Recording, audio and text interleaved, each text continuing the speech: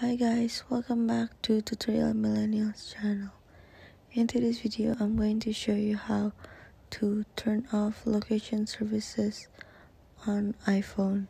So first you go to settings and then you scroll down and look for privacy.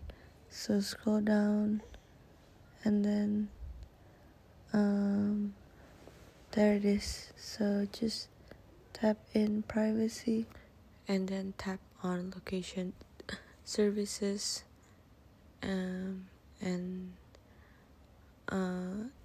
then you just have to turn it off by tapping that green button over there. Then tap on turn off.